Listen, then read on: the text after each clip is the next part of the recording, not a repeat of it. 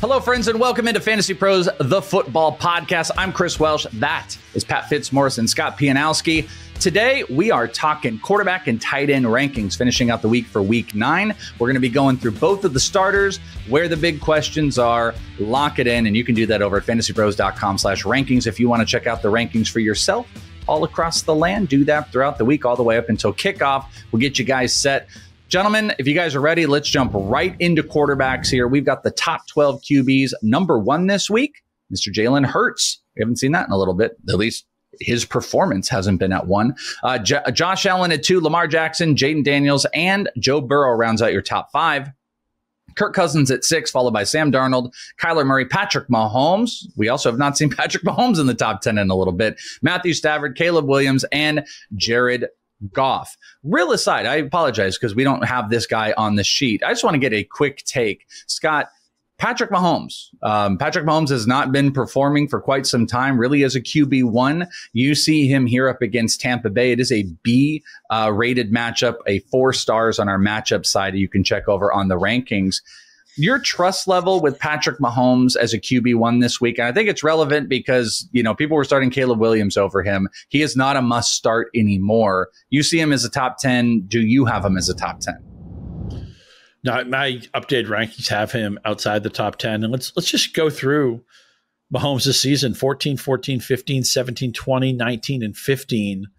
Those are his finishes this year. And as I mentioned at one of the other positions, he hasn't seen a top 10 finish since Thanksgiving week 2023. And that was, I think, quarterback 8, right? This idea of Patrick Mahomes being a needle mover, and there's been injuries. The defense is good. They've run the ball pretty well. I think Kareem Hunt's been a pretty good player. Pacheco was good before he got hurt. I'd love to see Isaiah Pacheco get back at some point this year. These are not the same high-flying Chiefs. They're not pinball Chiefs. Defense is better.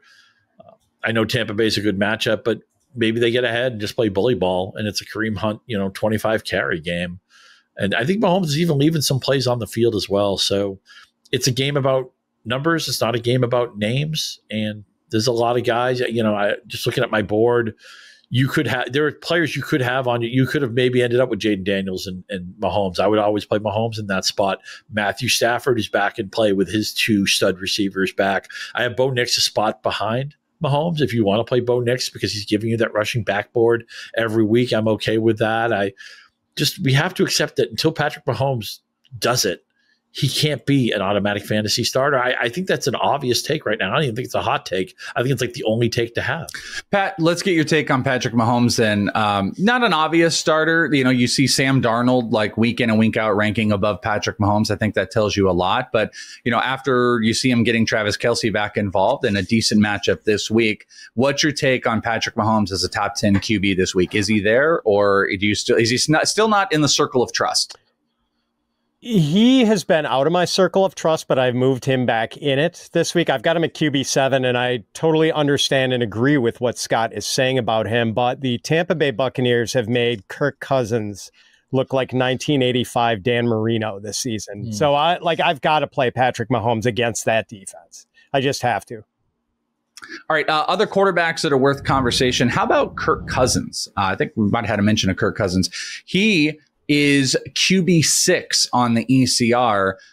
Scott, you've got him at 7. Pat, you've got him at 11. So you have got Patrick Mahomes firmly over Kirk Cousins right now. And Cousins is still just kind of holding on to that QB1 range. Let's get your take on what you got lower, why you've got the lower take on Kirk Cousins than consensus. Yeah, I mean, everyone always likes Kirk Cousins more than I do. I think he's pretty overrated as a quarterback. And, maybe if Kirk Cousins could play the Buccaneers every week, he'd break single season passing records. He's had 14 touchdown passes this season.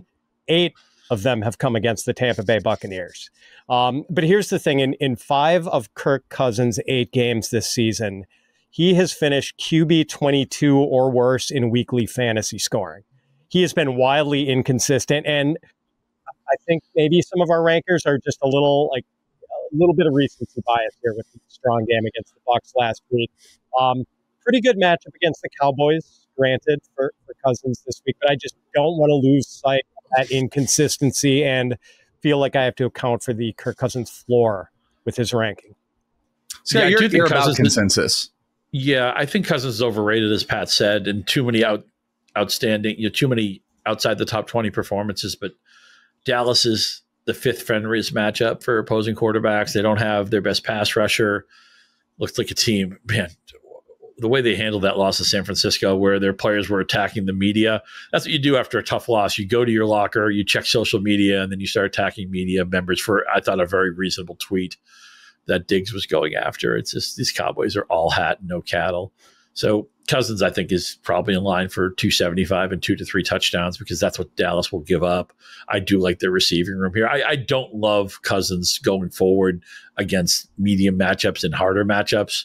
He's got the Broncos game coming up not that far away. The Chargers aren't a good matchup for him, but I think he'll get home against a Dallas defense that everybody's throwing on right now. Sometimes you get an opportunity to enter and stay in the circle of trust. That's what Caleb Williams had last week, and he failed. And now he has been relegated from the QB1s. Though his ECR is 11, both of you guys not having it whatsoever. 15 and 17, Pat and Scott. Scott, we'll just get your quick take. Caleb Williams showed us why he can't live in that circle of trust. You have these great matchups, and then you just can't get the ball to DJ Moore. You can't throw the ball. You see the inconsistencies. He's just not even remotely close in that QB1 range for you. Well, who doesn't really trust Caleb Williams yet is the Bears. I mean, the last 4 games, 24, 29, 29, and 23 pass attempts. That's not enough, man. And I don't see any great rapport with him and any of his receivers. We know they have a talented receiver room. Odunze, I think he's maybe a drop right now. Moore's been inconsistent. Kmet's had good and bad games. Keenan Allen looks about 40 years old. And I hope everybody remembers when we say circle of trust where that came from, by the way. Robert De Niro's great comic turn in Meet the Parents, all-time underrated movie. Alexander Payne did a uncredited, polished up version of that script, by the way. I'm a big Alexander Payne fan. So when you're watching Alexander Payne movies, include Meet the Parents. But Caleb's been fine. They did won some games they shouldn't have won. They shouldn't have won that Tennessee game. Of course, they probably had that Washington game in their back pocket. We know how that game ended. I see Caleb Williams ending this game with 27 pass attempts. You think he can get home for fantasy on that? Good for you. I don't think he can. Pat, Caleb Williams not in that circle of trust, and they say you can milk anything, but I don't think you can milk the fantasy out of Caleb Williams this week. Yeah. So it kind of seemed like Caleb was turning a corner, at least as far as fantasy production. Then the Bears have their bye. Come out of their bye with a seemingly good matchup against the Washington Commanders, and Caleb just completely lays an egg, completes under half his passes. I just worry about the floor because Caleb has failed to throw a touchdown pass in 3 of his 7 games this year, and he's thrown for 174 or fewer yards in 4 of his 7 games. So maybe we get the ceiling game in any given week, and he does provide a little bit of rushing value, but man, like the floor is just unsafe with Caleb Williams. Last on the quarterbacks here, I like to put this out here. Favorite outside of the top 12 ECR quarterback. Fitz, you are throwing some Jameis Winston at us this week. Oh, yes. And like we've talked about this in one of the other positional shows we did this week about how the Chargers managed to turn every game into a rock fight. But man, if there's one guy who's going to fight that, it's Jameis Winston, who is just going to throw the ball hyper aggressively downfield. So yeah, I mean, maybe he has a low efficiency game and throws multiple interceptions against the Chargers. Those things are certainly possibilities, but I do think he's going to let it rip. And, anytime Jameis is in there, like he has got a chance to have a top 10 week. Scott, do you have a quarterback outside the 12 ECR that you really like from the streaming market, or maybe you're just higher on? Yeah, I'm not sure where Bo Nix is for ECR, but man, he's impressed me. I love that he has the moxie to give it back to Sean Payton. Every week it feels like he runs for a juicy total and or has a rushing touchdown. He was a better passer last week. Carolina played into that, but here comes Baltimore, man. Their secondary is giving up chunk plays. They've allowed the most 20-yard completions this year. They have injuries, cluster injuries in that secondary. Bo Nix is going to get home. It may not be the prettiest. Sometimes he's going to make the wrong read. He's probably going to throw a soul-crushing pick or two, but I think he can have some version of the game that Jameis Winston had last week. It will be a little bit more run-heavy, where he might run for 50 or 60 yards. Maybe he throws for like 240, 250 in multiple touchdowns, but I'm going to start him proactively where I can. Let's jump over to the tight end rankings for the week, and welcome back, Travis Kelce, because Travis Kelce on the big board, #1 tight end this week, which we haven't seen in a little bit. Brock Bowers comes in at 2, Trey McBride, David Njoku, and Evan Ingram. No 49ers, so no George Kittle this week. Cade Otton as the 6th tight end on the week. That is shocking when you look at it, but it's justified. Kyle Pitts, Sam Laporta, Jake Ferguson, Tucker Kraft, Dalton Kincaid, and Mark Andrews. That rounds out our top 12 here. Let's start with Jake Ferguson. Jake Ferguson's got that #9 spot in the tight ends. Fitz, you got him at 8. Scott, you've got him at 10. He locks himself in there. Fitz, any take you want to throw at us on Jake Ferguson? Oh, it's purely Wisconsin bias here with Jake Ferguson. No, actually, I mean, it's just that Dallas has such a skinny target tree. It's CeeDee Lamb, it's Jake Ferguson, and then a little bit of spillover for Jalen Tolbert and others. Ferguson's averaging 7 targets and 5.2 catches a game. I just think he's a pretty safe play. Same thing, Scott. Jake Ferguson. Yeah, I'd like to see some of this goal line work actually show up for touchdowns. He scored 3 touchdowns against Pat's Packers in the playoffs last year, and he led the position in, I believe, either goal line or red zone targets last year, maybe both of them last year, but didn't have a ton of targets. And this year, touchdowns. This year, he doesn't have any. We know, I think last year it was around the bye week where Dallas said, the heck with it. We're just going to throw every other pass to CeeDee Lamb, and that was reasonably successful, even though the Cowboys lost at San Francisco. I think we're going to be back into that, but I don't like the receiver room other than Lamb. I mean, yeah, Tolbert's okay. I think Cooks has passed his relevant state. He probably won't play this week anyway. So Ferguson's probably got a safe 6 to 10 targets coming to him. I just would like to see a little bit more of them be realized to touchdowns. That's why I would play Tucker Kraft over him, even if Malik Willis plays. I think Cade Otton at this point is a made man at tight end. And wasn't it nice? I know it was just flimsy with this national tight end week. But is it just nice to look at the tight end board and not want to throw up? I mean, I feel like even if you're streaming, even if you don't have a quote unquote star, I feel like the tight ends at 7, 8, 9, or 10 can definitely compete with the guys I have at the top 3 or 4. This has been such a top heavy position in so many recent years. There's been years where if you had Kelce, the difference between 1 and 2 tight end was like the same as 2 tight end and 31 tight end. This is not that type of season. The position has made a comeback. We needed a Hallmark holiday to get there. But and I'm a big believer. Some people are like, oh, get rid of tight ends, just make them flag. No, tight end should be a fantasy position. And I'm just glad that I welcome them this entire position to the season because we finally got there. And they were trending upward before last week anyway. I only took 2 months. So cool. I only took 2 months for stupid tight ends. You mentioned Tucker Kraft. Tucker Kraft, we got a big difference here. And it's not in the direction that you're going to think it is.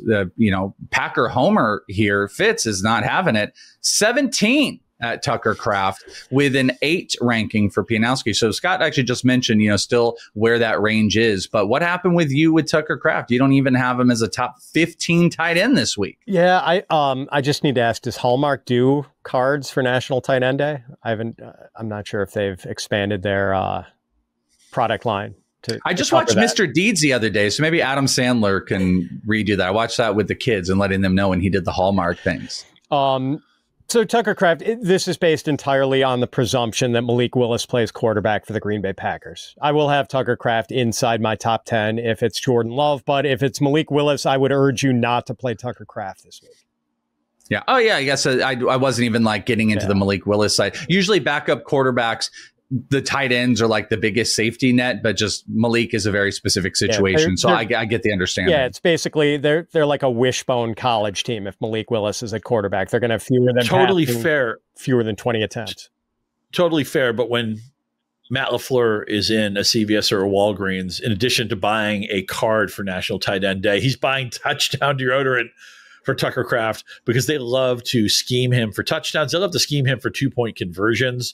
And Kraft has also got that ability to make a big play. He's had long receptions in 2 of his last 4 games. It's just fun to watch a tight end look like a runaway freight train. I realized the long catch last week was on a broken play, but he's got a 66 and a 67-yard catch on his resume. He's had a 20-yard or better catch in 5 of his games this year, and a couple of those have been from Willis. So I know the Packers, we talked about Buffalo and one of the other positional segments, how there's a lot of different pieces here. It can be hard. They kind of cannibalize each other. We know the passing volume will go down if Willis gets the start instead of Love. But I feel like if you told me there was a touchdown pass thrown by the Packers inside the 10, I think Tucker Kraft would be the first guy I would bet on. The only other note to hit on tight ends is kind of a value here, and I know where the logic is going to go. Fitz, you've got Dalton Schultz as a top 12 tight end this week. He's ECR 17. Scott, you got around 16. This logic, I'm going to guess, is built around that everybody's hurt. It's Tank Dell, and Schultz becomes a much higher version of that pass catching option for the team, right? Yeah, you would think that they would have to force some targets to Schultz, especially with as good as the Jets cornerbacks are. And, those cornerbacks are going to be covering Xavier Hutchinson and John Mechie this week. So I would think that we're going to get a minimum of 7 to 8 targets for Dalton Schultz. And as said before, Cade Otton, made man, want to throw out this week. Scott, you had mentioned that before. I like that term that if people are floating around, hey, what he did last week, maybe could have started with this with the tight ends, but we'll end with it. Cade Otton, complete made man. He is a must start tight end this week over any real because the high end guys, they're already there. But Cade Otton is living in the same house as Kelsey and Bowers and that group, Scott. I'll go further. I think in a lot of formats, you may flex Cade Otton, right? You may have a good tight end already because Otton's probably picked up in a lot of leagues, wasn't drafted. So maybe you're rolling with, Engram and Otton or Njoku and Otton or Kelsey, whatever. I know one team of mine is going to do that. And just to give Cade Otton the benefit of my confidence in him, I may even put him in the tight end spot, make the other guy be the flex. But Baker Mayfield showed zero chemistry with his wide receivers last week. It was all the running backs. It was all the tight ends. Otton's coming off back-to-back double-digit target counts. We love that tight end where a lot of times these guys have to make do unlimited volume. It's touchdown or bust a lot of times with these guys.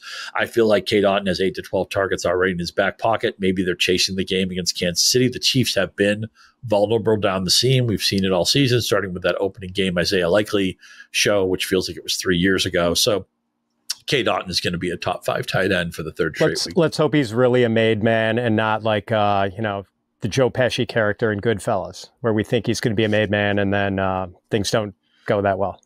Right. Or let's hope he's not hoping to be captain. And, maybe they're saying, look, you're captain when I say you're captain. And Cade Otton goes, well, I'll turn up my hearing aid so I don't miss it. The reference podcast that we have done with Week 9 ranks is unheralded, if you all really could truly know. Thank you guys so much for hanging out with us. Quarterback and tight end rankings in the books. You guys want more? FantasyPros.com/rankings. You can follow those. I'd also suggest go and download the My Playbook app because you guys can get hooked up with all of the advice when we're not there, because sometimes we're not there and we want to get you guys set up. Download the My Playbook app for the waiver assistant, the trade analyzer. It'll look at your own league and help you out. And guess what? We've also got some live streams to help you guys out. Don't forget, weekly Start and Sit live stream on the YouTube channel where you guys can ask Start and Sit questions. We'll be there every Thursday, 3 p.m. And for those listening on the podcast, youtube.com/FantasyPros. Subscribe, get notified so you don't miss any of it. For Pat Fitzmaurice and Scott Pianowski, I'm Chris Welsh. Thank you guys so much for hanging out with us. Good luck in Week 9.